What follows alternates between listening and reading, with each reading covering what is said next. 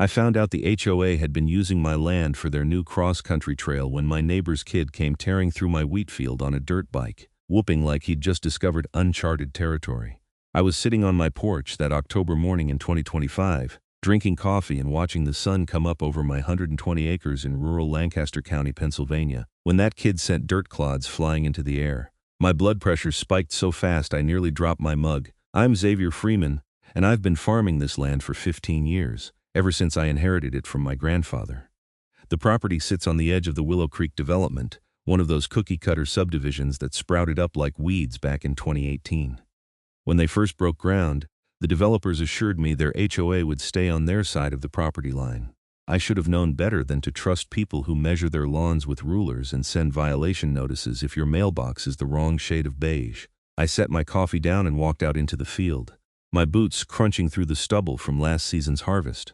Sure enough, there was a freshly marked trail cutting right through the middle of my eastern field. Wooden stakes with orange reflective tape, a cleared path about 8 feet wide, and even a goddamn sign that read Willow Creek Community Trail, please stay on designated path. The audacity made my jaw clench. I followed the trail for about a quarter mile. It snaked through my property, connecting to the development on both ends. Someone had put serious work into this, clearing brush, leveling the ground, and even adding wood chips in some sections. This wasn't some accidental trespassing. This was planned, executed, and apparently approved by someone who thought they had the right to use my land however they pleased. I pulled out my phone and called my lawyer, Marcus Chen. He'd helped me with some easement issues years back when the county wanted to run a water line through my property. Marcus, I need you to pull up my property documents. Every survey, every deed, every single piece of paper that shows what I own. Good morning to you too, Xavier. What's going on? The HOA from Willow Creek just built a cross-country trail through my fields. I want to make absolutely sure I own what I think I own before I start making calls. Marcus whistled low. They didn't ask for an easement? They didn't ask for a damn thing. Can you meet me today? Give me 2 hours. I'll bring everything I have. I spent those 2 hours walking the entire length of the trail, taking photographs with my phone, documenting every stake, every sign, every foot of disturbed soil. The trail covered roughly 4 acres of my land, cutting through what I'd planned to plant with winter wheat. The growing season was tight as it was, and this delay could cost me thousands in lost crop yield. Marcus showed up in his sedan, picking his way carefully across the field in his dress shoes. He was carrying a briefcase and had that serious look he got when he knew someone had screwed up. Xavier, your property line is ironclad. I checked everything twice.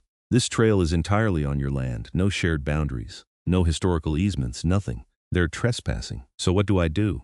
First, we send them a cease and desist letter. Then we give them 72 hours to remove everything and restore your land. If they don't comply, we file for an injunction and sue for damages. I've got planting to do. I can't wait around for lawyers and HOAs to play nice. Marcus adjusted his glasses. Technically, you have every right to remove it yourself. It's your property. But I'd recommend letting me send the letter first, just to cover all the legal bases. Send it. But I'm not waiting 72 hours. I'll give them until tomorrow morning. That afternoon, I drove over to the Willow Creek HOA office, a converted garage at the front of the development that they'd turned into their headquarters. A woman in her mid-40s with an aggressively blonde bob and a cardigan covered in fall leaves answered the door. Her name tag read, Patricia Whitmore, HOA President. Can I help you? She looked me up and down, taking in my work boots and dirt-stained jeans with obvious disapproval. I'm Xavier Freeman. I own the farmland adjacent to your development. Oh, wonderful. You must be here about the trail. Isn't it gorgeous? We just completed it last week. The community is absolutely thrilled. Thrilled. Right. Did it occur to anyone in your organization to ask my permission before building on my private property? Patricia's smile faltered slightly. Your property? No, the trail is on community land. We had it surveyed and everything. Then your surveyor is incompetent because that entire trail is on my land. Every inch of it. That's impossible. We have documentation. So do I. And mine actually includes things like property deeds and county records. You have 72 hours to remove everything and restore my field, or I'm filing a lawsuit. Patricia's expression hardened into something that reminded me of a schoolteacher catching a student cheating. Mr. Freeman, this trail represents a significant investment by our community. We've spent over $30,000 on planning, materials, and construction. I'm sure we can work out some sort of arrangement. The arrangement is simple. Get off my land. There's no need to be hostile. I'm sure once you understand the benefits this trail brings to the entire area, including increased property values for everyone, you'll reconsider. My property value is just fine, thanks. 72 hours. I left her standing in the doorway, her mouth pressed into a thin line. I could practically hear her mentally composing a violation notice. The next morning, I woke up to find a letter taped to my front door. It was from the Willow Creek HOA, informing me that I was in violation of community standards for interfering with public recreational facilities, and that I needed to cease all harassment of HOA officials or face legal action. The letter was signed by Patricia Whitmore and notarized. I took a photo of it and sent it to Marcus with the message, "Can they actually do this?" He called me back immediately. "No, they absolutely cannot. You're not part of their HOA. You don't live in their development. This is complete nonsense. I'm escalating this. Give me a few hours." But I was done waiting. I had a field to plant, and every day I delayed was money out of my pocket. I called my friend Tommy, who ran a tractor service, and asked him to bring over his disc plow. Then I called the local hardware store and ordered 600 pounds of winter wheat seed for immediate delivery. Tommy showed up around noon with his big John Deere tractor and a disc plow that could tear through pretty much anything. He's a solid guy, built like a linebacker with a perpetual sunburn and a baseball cap that looked like it had survived several wars. "You sure about this, Xavier? That HOA lady called me this morning, tried to tell me I'd be destroying public property." "It's my property, Tommy. I've got the deeds to prove it. If she calls you again, tell her to talk to my lawyer. Your funeral, man. Where do you want me to start?" "Beginning of the trail. Run it all the way through. I want every stake gone, every sign flattened, the whole thing mixed back into the soil." Tommy climbed up into the tractor cab and fired up the engine. The diesel motor roared to life, and he maneuvered the big machine into position. The disc plow bit into the ground, chewing up the carefully constructed trail like it was made of tissue paper. Wooden stakes splintered, signs disappeared under the churning blades, and wood chips scattered into the Pennsylvania soil. I stood there watching, arms crossed, feeling a deep satisfaction as months of my sleep were probably going to be worth it. The sound of the tractor was beautiful, a grinding mechanical symphony that said, "This is my land, and I'll do what I want with it." About 20 minutes into the plowing, 3 cars came screaming down the access road that connected my property to the development. Patricia Whitmore jumped out of the first one, followed by 2 men in polo shirts with HOA badges. A small crowd of residents gathered at the property line, phones out, recording everything. Patricia marched across the field toward me, her sensible flats kicking up dirt with each step. "Stop this immediately. You're destroying community property." "I'm working my own land, Patricia. You might want to step back before you get run over." "I'm calling the police." "This is vandalism. Please do." "I'd love to explain to them how you built an unauthorized trail on private property without permission." She pulled out her phone and dialed. I waited completely calm while Tommy continued plowing. The police would sort this out fast once they saw the property documents. 2 sheriff's deputies arrived about 15 minutes later. One was an older guy with gray hair, Deputy Morrison, who I recognized from the local diner. The other was younger, maybe late 20s, Deputy Chen, no relation to my lawyer apparently. Morrison walked over to me while Chen went to talk to Patricia, who was gesturing frantically at the partially destroyed trail. "Xavier, what's going on here? HOA built a trail through my field without permission. I'm plowing it under so I can plant my winter wheat. You got documentation that this is your land? County records, property deeds, survey maps, and a lawyer who can verify all of it. You want me to call him?" Morrison shook his head. "That won't be necessary. I'm familiar with your property. I remember when your grandfather owned it. The lady over there is claiming this is community land. She's wrong, and she's got until tomorrow morning to prove otherwise, or I'm filing suit." Morrison walked back to confer with Chen and Patricia. I could see Patricia getting more animated, her voice rising even though I couldn't make out the words. The crowd at the property line had grown. Someone was flying a drone overhead, probably recording the whole thing. After about 10 minutes, Morrison came back. "Xavier, I'm going to need you to stop work until this gets sorted out. Just temporarily until we can verify the property lines." "Are you serious? I'm trying to prevent this from escalating. Give me 24 hours to check with the county records office. If this is your land like you say, you can plow whatever you want. But if there's any chance this is disputed property, we need to establish that first." I wanted to argue, but Morrison was a reasonable guy and I didn't want to make an enemy of local law enforcement. 24 hours. "But I'm holding you to that timeline. I've got crops to plant." "Fair enough." Morrison turned and signaled to Tommy to shut down the tractor. Patricia looked triumphant as she walked back to her car, surrounded by her HOA entourage. She said something to the crowd that made them all nod and murmur agreement. That evening, my phone started ringing off the hook. Apparently, the video of the plowing had gone viral on the Willow Creek community Facebook page, and people had tracked down my number. Half the calls were angry HOA residents accusing me of destroying their trail. The other half were supporters telling me to stand my ground. I stopped answering after the 15th call. Marcus called around 8 p.m. Xavier, I just heard from the county. They're expediting the records review. You should have official confirmation by tomorrow afternoon that the land is yours. I'm also preparing a formal complaint to file with the state HOA regulatory board. What they did is massively illegal. What kind of penalties are we talking about? For unauthorized construction on private property? Could be fines, could be forced restitution, could potentially be criminal charges for trespassing and property damage if you want to push it that far. Depends on how hard you want to go. I just want them off my land and I want compensation for my lost time and crop yield. That's reasonable. I'll draw up the paperwork. The next morning, Deputy Morrison showed up at my door with a folder full of documents. Xavier, county records confirm it. That entire trail is on your property. No easements, no shared ownership, nothing. It's all yours. The HOA has no legal claim to any of it. So I can finish plowing? You can do whatever you want with it. I'm going to head over to the HOA office and inform them. I'd recommend they start planning how to compensate you, because they're in a world of legal trouble. Appreciate you following up, Morrison. After he left, I called Tommy and told him to bring the tractor back. Then I called the hardware store to confirm the wheat seed delivery. I had about 6 hours of daylight left, and I intended to use every minute of it. Tommy showed up within the hour, and we got back to work. The tractor roared back to life, and the remaining sections of trail disappeared under the spinning disc blades. It was even more satisfying the second time, knowing that I had official backing from the county. This time, no one came to stop us. I saw cars slowing down on the access road, people watching from a distance, but no one approached. The drone was back circling overhead, but I didn't care. Let them record. I was farming my own land. By evening, the entire trail was gone, mixed back into the dark Pennsylvania soil. Tommy and I took a break, sitting on the tailgate of my truck, drinking cold beers and surveying the work. You know they're going to hate you forever, right? Tommy said. They already hate me. I'm the guy with the unsightly farm equipment visible from their precious development. I'm the guy whose rooster wakes them up at dawn. One more reason won't change anything. Fair point. You need help with the seeding tomorrow? I can handle it, but thanks. I've got the broadcast spreader and it's a straightforward job. Tommy finished his beer and stood up. Well, you've got my number if you change your mind. This was the most fun I've had all month. That night, I got a certified letter from the Willow Creek HOA. It informed me that I was being sued for $50,000 in damages for willful destruction of community recreational facilities, emotional distress to community members, and loss of property value. The letter also stated that the HOA would be seeking a restraining order to prevent me from further harassment and property destruction.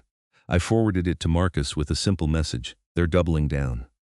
His response came back within minutes. Good. That makes our countersuit even stronger. Don't worry about this. They have no case. The next day, I spent 10 hours spreading winter wheat seed across the field. The broadcast spreader attached to my ATV made the work go relatively quickly, and by sunset, the entire area where the trail had been was now seeded with wheat. Come spring, this would be a solid crop, and no one would ever know there had been a trail here. I was exhausted but satisfied as I put away my equipment. My phone buzzed with a text from Marcus: meeting with HOA lawyer tomorrow at 2 p.m. My office. They want to discuss settlement options. Translation: they know they're screwed. The next afternoon, I walked into Marcus's office in downtown Lancaster. It was a converted historic building with exposed brick walls and modern furniture that somehow made it work. Patricia Whitmore was there with a lawyer I didn't recognize, a younger guy in an expensive suit who kept checking his phone like he had better places to be. Marcus shook my hand and directed me to a seat at the conference table. Xavier, this is Richard Stevens representing the Willow Creek HOA.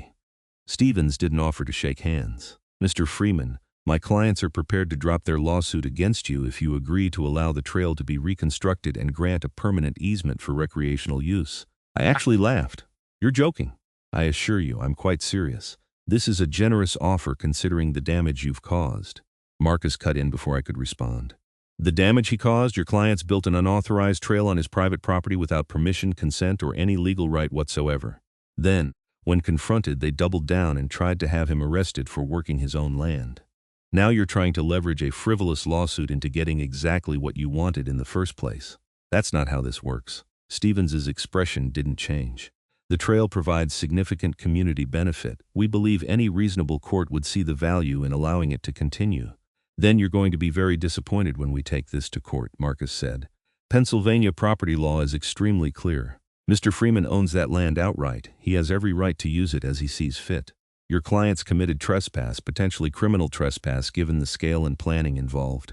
They're lucky he's only seeking financial compensation. Patricia finally spoke up. This is ridiculous. One selfish farmer is destroying something that benefits hundreds of families. The trail was beautiful, it was safe, it gave our children a place to run and play. Now it's gone because he couldn't be bothered to be a good neighbor. I leaned forward. You want to talk about being a good neighbor? Good neighbors ask permission before using someone else's land. Good neighbors don't build structures on property they don't own. Good neighbors don't try to intimidate people with fake legal threats when they get caught breaking the law.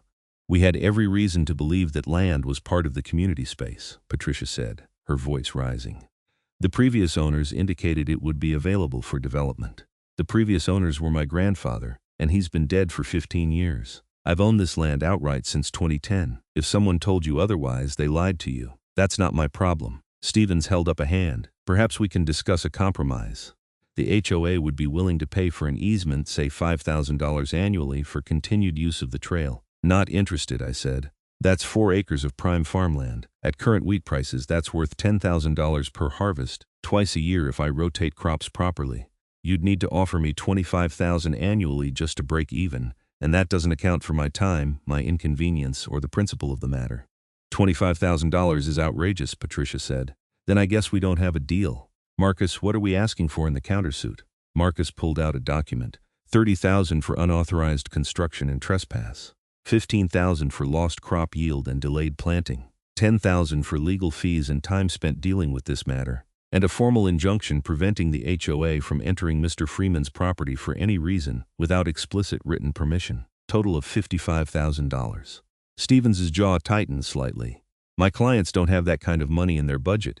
Then they'll need to levy a special assessment on their homeowners, Marcus said. Or they can start a payment plan. But those are the terms. Take it or leave it. The meeting broke up without any resolution. Stevens and Patricia left in a hurry, whispering to each other as they walked out. Marcus closed the door behind them and turned to me with a satisfied expression. They'll settle, probably within the week. They know they can't win this in court. What if they don't? Then we go to trial, present our overwhelming evidence, and the judge rules in your favor. Either way, you win. It's just a matter of how much this costs them and how long it takes. I drove home feeling cautiously optimistic. The wheat was in the ground, the trail was gone, and I had legal backing. Whatever happened next, I'd protected my land. Over the next few days, things got weird. Someone spray-painted "Land Thief" on my mailbox. My truck got keyed in the parking lot when I went into town for supplies. And the local Facebook groups erupted into all-out warfare between people who supported me and people who thought I was a monster for destroying the trail. The breaking point came when I found a dead deer dumped in my driveway with a note that said, "This is what happens to bad neighbors." That crossed the line from petty harassment to something potentially criminal. I took photos, bagged the note, and called Deputy Morrison. He came out within an hour, along with Deputy Chen. They documented everything, took the note as evidence, and looked genuinely concerned. "Xavier, this is escalating," Morrison said. "Any idea who might have done this? Half the Willow Creek development hates me right now. Could be any of them. We'll start with the most vocal ones on social media. Chen, pull up those Facebook threads and start making a list of names." "You think you can actually find who did this?" I asked. "Rural area like this, people talk, someone knows something. We'll shake the trees and see what falls out." They left with the evidence, and I spent the rest of the day cleaning rotting deer carcass out of my driveway. It was disgusting work, but I was more angry than anything else. I'd been willing to handle this through legal channels, but if they wanted to play dirty, I could adapt. That evening, I installed security cameras around my property. 4 cameras covering the driveway, the barn, the house, and the field where the trail had been. They were motion activated with night vision and cloud backup. If anyone came onto my property again, I'd have evidence. 3 days later, Morrison called me. "Xavier, we've got someone. 23-year-old kid named Brandon Kemp lives in Willow Creek. His buddies posted photos on Instagram of them dumping the deer, didn't even have the sense to keep it quiet. We're bringing him in for questioning. What kind of charges?" "Criminal trespass or harassment, potentially more depending on what he says. The kid's in serious trouble. His parents are HOA members, very involved. This should send a message." The arrest made the local news. Not the big stations, but the Lancaster papers picked it up. "Local resident arrested in HOA property dispute." The article was surprisingly balanced, laying out both sides of the story and noting that the land was definitively owned by me, not the HOA. The comments section, though, was a disaster. Half the people were calling for my head, saying I was using my privileged position as a landowner to bully a community. The other half were defending property rights and calling the HOA out for their overreach. It was exhausting to read. A week after the arrest, Marcus called with news. They're settling. $55,000 paid within 30 days, plus the injunction. Stevens sent over the paperwork this morning. They're actually paying. They don't have a choice. Between the criminal charges against the Kemp kid and the overwhelming evidence we have, they know they'll lose in court. This way they can at least control the narrative a bit. Make it look like a mutual agreement rather than a complete legal defeat. I'll take it. The settlement papers arrived 2 days later. I signed them in Marcus's office, and he filed them with the court. The HOA had 30 days to pay, and in the meantime, the injunction was immediately active. No one from Willow Creek was allowed on my property for any reason without my explicit written permission. I thought that would be the end of it. I was wrong. The HOA called an emergency community meeting to discuss the special assessment they'd need to levy to pay the settlement. Each of the 230 households in Willow Creek would be charged $240 to cover the cost. The meeting, according to the local gossip, did not go well. Apparently, Patricia Whitmore stood up and tried to explain that the assessment was necessary because of my unreasonable demands and refusal to be a good neighbor. Several homeowners started shouting questions. Why wasn't the land surveyed properly before construction? Who approved the $30,000 trail project without verifying ownership? Why did the HOA continue to fight after it became clear they were in the wrong? Patricia deflected and blamed everyone but herself and the HOA board. By the end of the meeting, a group of homeowners had formed a coalition demanding her resignation.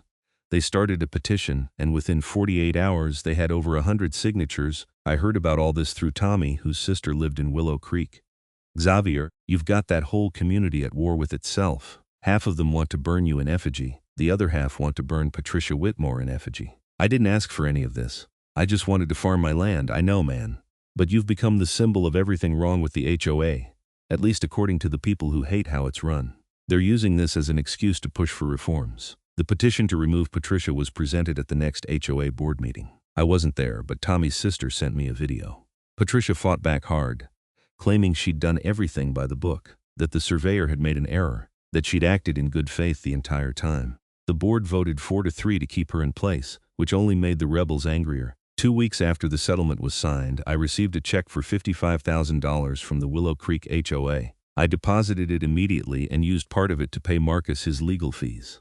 The rest went into my farm equipment fund. I'd been needing a new combine harvester, and this would go a long way toward affording one. The wheat was growing well. November had been mild and the seeds had germinated quickly. I walked the field every few days, checking for any issues, making sure the young plants were healthy. The area where the trail had been was indistinguishable from the rest of the field now. By spring it would be a solid carpet of green wheat stalks, and by summer I'd be harvesting a good crop. But the HOA wasn't done. In early December, I got a notice that the Willow Creek HOA was appealing the settlement, claiming they'd been coerced into signing under duress. Marcus called me immediately when he heard. Xavier, this is a Hail Mary on their part. They have no grounds for this appeal. You can't claim duress just because you don't like the settlement terms you agreed to. So what do? We file a response, we show up to court, and we demonstrate that they entered into this agreement freely and with full legal representation. The judge is going to be annoyed that they're wasting everyone's time. The hearing was scheduled for mid-January, which meant I'd be spending Christmas and New Year's with this hanging over my head. I tried not to let it get to me, but it was hard. Every time I thought this situation was resolved, the HOA found a new way to drag it out. Christmas came and went quietly. I spent it with my sister and her family in Harrisburg, and it was a relief to be away from Lancaster County for a few days. Nobody there knew about the HOA situation, and I didn't bring it up. It was nice to just be Uncle Xavier for a while, playing with my niece and nephew and eating too much ham. When I got back home after New Year's, I found that someone had driven through my field, leaving deep tire tracks through the young wheat. The damage was extensive, probably $1,000 worth of crop destruction. My security cameras had caught everything. The footage showed a pickup truck entering the field around 2 a.m. on December 30th. The driver had done donuts, deliberately tearing up the ground, then driven back and forth in a pattern clearly designed to cause maximum damage. The license plate was partially visible in a few frames. I called Morrison immediately. He came out, reviewed the footage, and ran the plate. Xavier, this is registered to Michael Whitmore. Any relation to Patricia Whitmore? That's her husband. Morrison's expression darkened. We're going to need to bring him in. This is criminal mischief at minimum, possibly more. You've got clear video evidence and documented damages. Do it. Michael Whitmore was arrested the next day. According to the charges filed, he was facing criminal mischief, criminal trespass, and violation of a court order since the injunction specifically prohibited Willow Creek residents from entering my property. The bail was set at $10,000. This arrest made bigger news than the Brandon Kemp incident. The Lancaster papers ran it as the lead story. HOA president's husband arrested in ongoing property dispute. The article detailed the entire saga from the initial trail construction through the settlement, and now this latest incident. I came across as the beleaguered property owner just trying to farm his land. The HOA came across as unhinged. The public opinion shifted dramatically. Even people who had initially supported the HOA started questioning whether Patricia Whitmore was fit to lead. The Facebook groups that had been defending the trail went quiet. A few vocal HOA supporters actually apologized to me publicly, saying they hadn't realized how out of control things had gotten. The appeal hearing happened on January 15th. I sat in the courtroom next to Marcus, watching as Stevens tried to argue that the HOA had been pressured into settling. The judge, an older woman named Patricia Hernandez, looked skeptical from the start. "Mr. Stevens, your clients were represented by counsel when they signed this settlement agreement, correct?" "Yes, Your Honor, and they had ample time to review the terms and consider their options." "Yes, but the criminal charges against Mr. Kemp created an atmosphere of intimidation. Mr. Kemp was arrested for criminal trespass and harassment, crimes he allegedly committed on his own initiative. That has no bearing on whether your clients were coerced into a settlement agreement. Do you have any evidence of actual duress, threats, improper pressure from opposing counsel?" Stevens shuffled his papers. "Not direct evidence, no, but the circumstances. The circumstances are that your clients built an unauthorized trail on someone else's property, got caught and had to pay for it. That's not duress. That's consequences. Appeal denied. The settlement stands, and I'm adding an additional $5,000 in court costs to be paid by the Willow Creek HOA for wasting this court's time with a frivolous appeal. We're done here." The gavel came down, and it was over. Marcus and I walked out of the courthouse into the cold January air, and I felt lighter than I had in months. "That went well," Marcus said with understated satisfaction. "You think they're done now?" "I think they don't have any choice. Between Michael Whitmore's criminal charges and this failed appeal, they're out of options. Patricia's probably going to be forced out within the month." He was right. 2 weeks later, Tommy's sister told me that Patricia Whitmore had resigned as HOA president, effective immediately. The board voted to replace her with a retired school teacher named Margaret Foster, who had run on a platform of common sense and accountability. Michael Whitmore's trial was set for March. The prosecutor had offered him a plea deal: plead guilty to criminal mischief and trespass, pay $15,000 in restitution to me, perform 200 hours of community service, and accept 2 years of probation. If he refused and went to trial, he'd be facing potential jail time. According to Marcus, who had friends in the prosecutor's office, Michael was going to take the deal. He couldn't afford to risk a trial, not with the video evidence so clear. His lawyer had basically told him he had no chance of winning. The wheat continued to grow. By February, the field was showing solid green growth, and I was optimistic about the spring harvest. The damaged sections from Michael's joyride had been reseeded, and while they'd produce less than the rest of the field, it wouldn't be a total loss. In mid-March, I received a check for $15,000 from Michael Whitmore's lawyer, along with a formal letter of apology. The apology was clearly written by a lawyer, full of careful language about regrettable actions and unfortunate circumstances, but it was something Michael pled guilty on March 20th. I didn't attend the hearing, but Marcus did, and he called me afterward to fill me in. He looked miserable, Xavier. The judge really laid into him, talked about how property rights are fundamental to society, how his actions were not only illegal but betrayed a complete lack of respect for his neighbors. Whitmore's lucky he's not going to jail. How did Patricia take it? She wasn't there. Apparently they're separated now. The whole HOA situation destroyed their marriage. I should have felt some satisfaction at that, but mostly I just felt tired. None of this had needed to happen. If the HOA had just asked permission, or at least stopped when confronted, everything could have been avoided. The new HOA president, Margaret Foster, reached out to me in early April. She called my house and left a polite voicemail asking if we could meet to discuss being better neighbors going forward. I called her back and agreed to meet at a neutral location, a coffee shop in town. Margaret was in her late 60s, with short gray hair and a warm smile. She shook my hand firmly and insisted on buying my coffee. We sat at a table by the window, and she got straight to the point. "Mr. Freeman, I want to apologize on behalf of the Willow Creek community for everything that happened. The previous board acted recklessly and without proper oversight.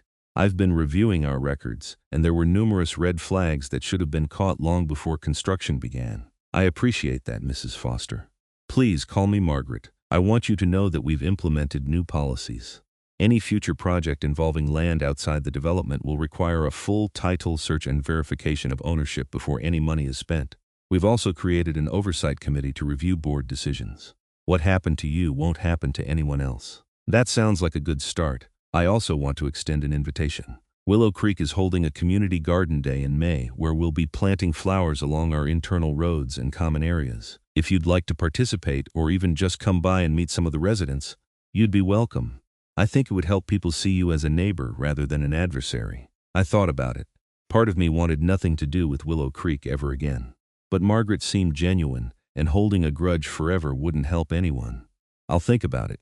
Thank you for the invitation. That's all I can ask. And if you ever need anything, or if any of our residents cause you trouble, please call me directly. She handed me a business card with her cell phone number. We finished our coffee talking about farming and her experiences as a teacher. She was easy to talk to, and by the end of the conversation, I felt like maybe eventually things could normalize. The wheat harvest came in late June. It was a good crop, better than I'd expected given all the disruptions. The combines ran for 3 days straight, and when it was done, I had over 8,000 bushels of winter wheat to sell. At current market prices, that translated to about $45,000 gross, minus expenses. I stood in the field after the harvest was complete, looking at the stubble and the turned earth where the trail had been. You couldn't tell anymore. It was just another part of the field, no different from any other section. Tommy drove up in his truck, and we cracked open a couple of beers to celebrate the harvest. You did it, Xavier. You fought the HOA and won. I guess I did. You going to that community garden thing Margaret invited you to? I'm thinking about it. Might be time to let this go, move on. Probably smart. Holding grudges just makes you bitter. Trust me, I know. We sat there as the sun set over the fields, drinking beer and talking about next season's planting. The whole HOA situation felt like it had happened years ago, even though it had only been 9 months. I did go to the community garden day in May. I showed up with work gloves and helped plant impatiens along the entrance road to Willow Creek. The residents who were there were polite, some even friendly. A few apologized for the harassment and the social media attacks. I accepted the apologies and moved on. Margaret introduced me to the new board members, and they all seemed committed to running things properly.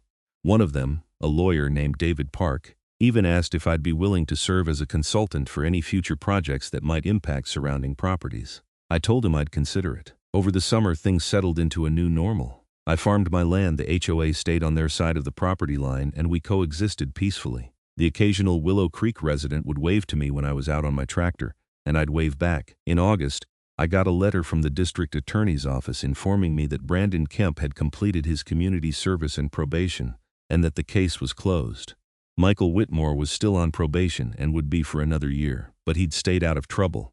Patricia Whitmore had moved out of Willow Creek entirely. According to the local gossip, she'd bought a condo in Philadelphia and wanted nothing to do with HOAs ever again. I couldn't blame her. The security cameras stayed up. I wasn't paranoid, but I wasn't stupid either. If anyone decided to cause trouble again, I'd have evidence. But the cameras mostly just recorded deer, the occasional fox, and one memorable night when a bear wandered through my property. In September, Margaret called to invite me to the Willow Creek Fall Festival, a community event with food trucks, games for kids, and local vendors. It would mean a lot if you came, Xavier. Show everyone that we've moved past all the unpleasantness. I went. I ate barbecue, watched kids run around in a bounce house, and made small talk with homeowners who a year ago had wanted my head. It was surreal but not unpleasant. A young couple with a baby approached me near the end of the festival. The woman spoke first. "Mr. Freeman, I'm Rachel Williams, and this is my husband Tom. We just wanted to say thank you." "Thank me for what?" "For standing up to the old board. We were part of the group that pushed for Patricia's resignation. The HOA had gotten so out of control, and nobody wanted to speak up because they were afraid of retaliation. What happened to you was the catalyst we needed to demand change." Tom nodded. "Margaret's been amazing. She's transparent, she listens to residents, and she makes sure everything is done by the book. We should have had leadership like that from the start. I'm glad something good came out of it," I said. "That whole situation was rough." "We heard," Rachel said, "and we're sorry you had to go through it. But you helped a lot of people by not backing down." They walked away, and I stood there holding a plate of half-eaten barbecue, feeling oddly emotional.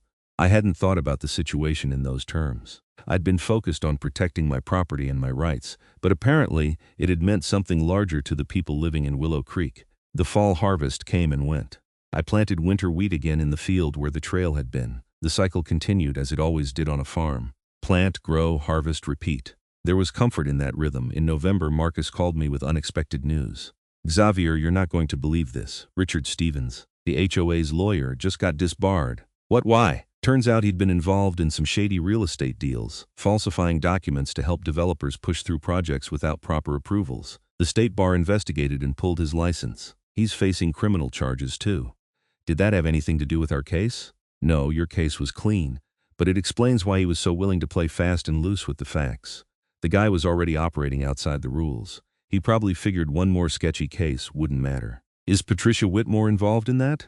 Not that I've heard. I think she was just a bad HOA president who hired a bad lawyer. Sometimes there's no conspiracy, just incompetence and bad luck. December brought the first real snow of the season. I spent most of the month maintaining equipment and planning for the next year. The farm was profitable, my legal troubles were behind me, and I had enough in the bank to buy that combine harvester I'd been wanting. On Christmas Eve, I found a card in my mailbox from Margaret Foster. Inside was a photo of the Willow Creek community at the Fall Festival, with a handwritten note.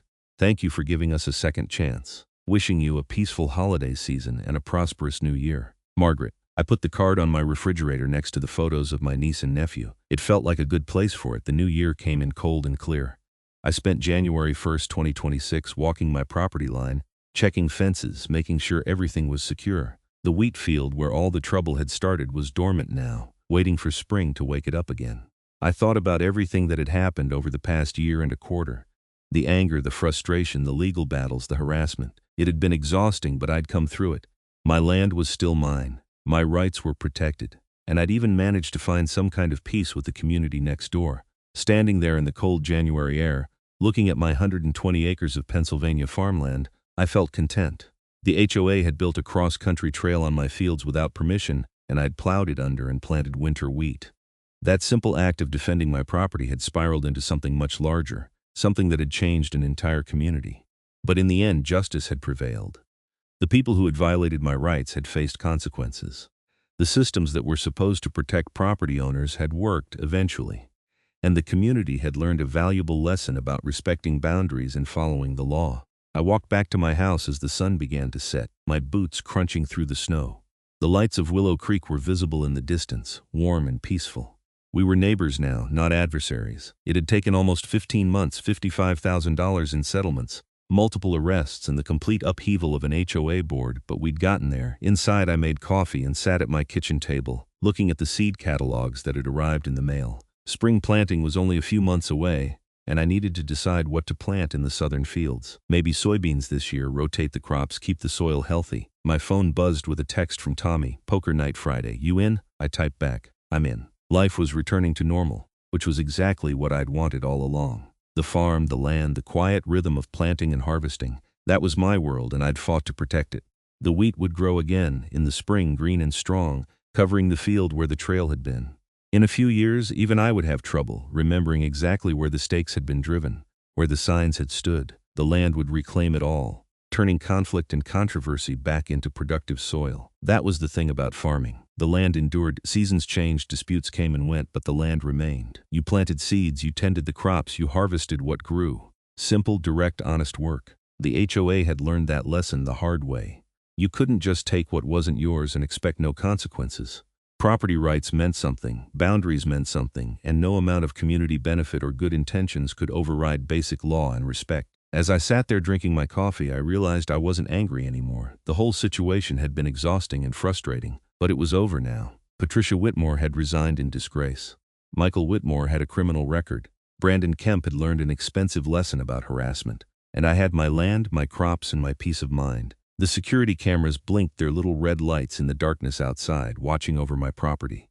I'd keep them up indefinitely, just to be safe. But I didn't expect trouble anymore. The new HOA board seemed competent and respectful. The community had turned over a new leaf, and I was just a farmer again, not a legal crusader or a symbol of property rights. In February, Margaret called to ask if I'd be willing to speak at a Willow Creek HOA meeting about property rights and being good neighbors. I thought about declining, but then decided it might be helpful. These were my neighbors, after all, and education was better than enforcement. The meeting was held on a Tuesday evening in the community center. About 60 residents showed up, which was apparently a good turnout. Margaret introduced me, and I stood at the front of the room feeling slightly awkward in clean jeans and a button-down shirt. I'm Xavier Freeman, and I farm the land adjacent to your development. Most of you probably know me from the trail situation last year. I'm not here to rehash all of that. I'm here to talk about something simpler: boundaries. I talked for about 20 minutes about property rights, easements, surveys, and the importance of verifying ownership before making any decisions about land use. I kept it practical and non-accusatory, focusing on lessons learned rather than blame. The bottom line is this: if you're not sure who owns a piece of land, find out before you do anything with it. County records are public, surveys are available, title searches are relatively cheap.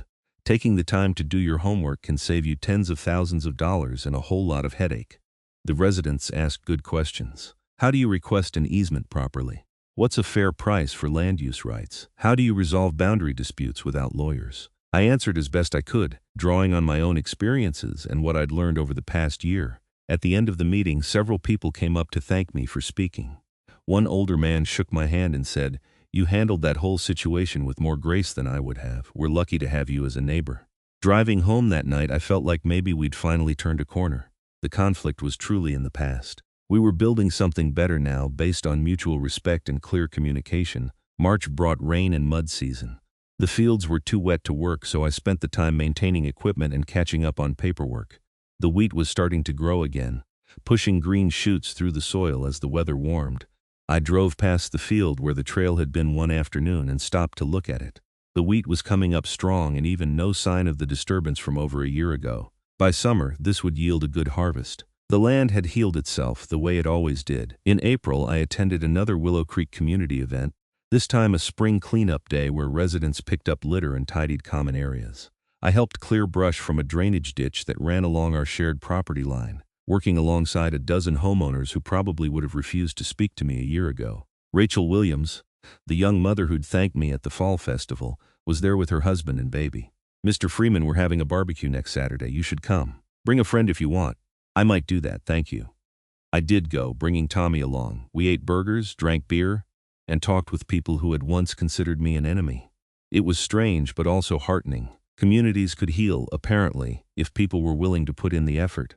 The summer of 2026 brought another good wheat harvest. The field produced even better than the previous year, and I made enough to finally order that new combine harvester. It arrived in July, gleaming red and enormous, and Tommy came over to admire it. "You've come a long way, Xavier. Last year you were fighting off the HOA. This year you're buying new equipment and going to neighborhood barbecues. It's been a journey. You think you'll ever use that land for anything besides farming?" "Why would I? This is what I do. This is what the land is for." Just asking. Some people would have sold out after all that trouble, taken the money and moved somewhere easier. I'm not some people. This is my land, my inheritance, my livelihood. A bad HOA board wasn't going to run me off. Tommy nodded, understanding. "Fair enough. You need help with anything, you let me know." The combine worked beautifully during harvest, cutting my work time in half and producing a cleaner grain. It was the kind of investment that would pay for itself within a few seasons. In August, I got a letter from the state HOA regulatory board. They'd completed their investigation into the Willow Creek HOA's conduct during the trail incident and had issued formal findings. The previous board had violated multiple regulations regarding financial oversight, property verification, and member notification. The organization was fined $15,000, and the findings would remain on public record. Margaret called me after the letter came out. "Xavier, I wanted you to hear this from me. The fine is being paid from the HOA's reserve fund, not through a special assessment. Current residents shouldn't have to pay for the previous board's mistakes. That seems fair. I also wanted you to know that we're using this as a teaching moment. Every new resident now receives a packet explaining property boundaries, the importance of surveys, and our commitment to legal and ethical operations. We're trying to make sure this never happens again." I appreciate that, Margaret. You've done a good job turning things around. "I had good motivation. What happened to you was unconscionable. I'm just trying to restore some integrity to this community." Fall came again, and with it another planting season. I put winter wheat back in the field where the trail had been, continuing the cycle. 2 years now since the whole mess started, and the land showed no signs of the controversy. It was just good farmland, productive and reliable. In October, the Willow Creek HOA held elections for board positions. Margaret ran unopposed and won easily. The entire board was now made up of people committed to transparency and accountability. The old guard was completely gone. I received an invitation to the HOA's annual meeting in November, which was apparently a tradition for neighboring property owners. I attended and listened as Margaret presented the annual budget, explained upcoming projects, and fielded questions from residents. It was professional, Organized and boring in the best possible way, no drama, no conflicts, no unauthorized construction projects. Just a well-run HOA managing a community responsibly. It was what they should have been doing all along. After the meeting, David Park, the lawyer on the board, pulled me aside. "Xavier, I've been meaning to ask you something. Would you be willing to grant a small easement along the southern edge of your property for a drainage improvement project? We'd pay fair market value, and it would help prevent flooding in the lower sections of the development. Send me the details. If it makes sense and the price is right, I'll consider it. That's all I can ask. I'll have my surveyor draw up the exact specifications and get you a formal proposal." A week later, the proposal arrived. It was thorough, professional, and included a fair offer of $8,000 for a 10-foot wide drainage easement along 50 yards of property line. I had Marcus review it, and he gave it his approval. I signed the easement agreement in December, and the HOA paid promptly. It was how things should have worked from the beginning. Identify a need, verify ownership, make a fair offer, get approval, then proceed. Simple, legal, respectful. The drainage project was completed in January 2027 without any issues. The HOA contractor stayed within the easement boundaries, did good work, and cleaned up after themselves. David Park personally walked the site with me after completion to make sure I was satisfied. "Thank you for trusting us, Xavier. I know that couldn't have been easy after everything that happened. You've earned that trust. Margaret and this new board have been professional and respectful. That goes a long way." As winter settled in again, I found myself reflecting on how much had changed in just over 2 years. The angry confrontation with Patricia Whitmore seemed like ancient history now. The legal battles, the harassment, the arrests, all of it had faded into the background. What remained was a functional relationship with my neighbors, a well-managed HOA, and a farm that continued to produce good crops. The land had weathered the storm and come out stronger, just like the community around it. I never forgot the lessons from that conflict, though. Property rights matter. Boundaries matter, respect matters, and when those things are violated, standing your ground is the right thing to do, no matter how difficult it gets. The wheat would grow again in the spring, green and strong, covering the field where once an unauthorized trail had run. And I would tend it, harvest it, and plant again, continuing the cycle that had sustained my family for generations. The HOA had built a cross-country trail on my fields without permission, and I had plowed it under and planted winter wheat. That simple act of defending what was mine had changed everything, had rippled through an entire community and forced people to confront questions about ownership, authority, and respect. In the end, justice had prevailed, the community had learned, and the land had endured. That was enough. That was everything. As I sat on my porch in the fading light of a February evening, watching the lights of Willow Creek twinkle in the distance, I felt at peace. The fight was over, the wounds had healed, and life had moved on. The land beneath me was mine, protected by law and defended with determination, and it would remain mine for as long as I chose to farm it. The story of the unauthorized trail would probably be told for years in Willow Creek, a cautionary tale about the importance of doing things right. And every time someone told it, they'd look out at that wheat field and remember what happened when a community forgot to respect its neighbors. I raised my coffee mug in a silent toast to the field, to the crops, to the hard-won peace. Tomorrow I'd wake up and do the work again, because that's what farmers do. We tend the land, we protect what's ours, and we keep going no matter what obstacles appear. The HOA had learned that lesson the expensive way. I'd learned that standing your ground, even when it's difficult, is sometimes the only option. And the land had taught us all that truth and justice, given enough time, will always prevail. The wheat would grow, the seasons would turn, and life would continue on these 120 acres of Pennsylvania farmland. That was the real story, the one that mattered most.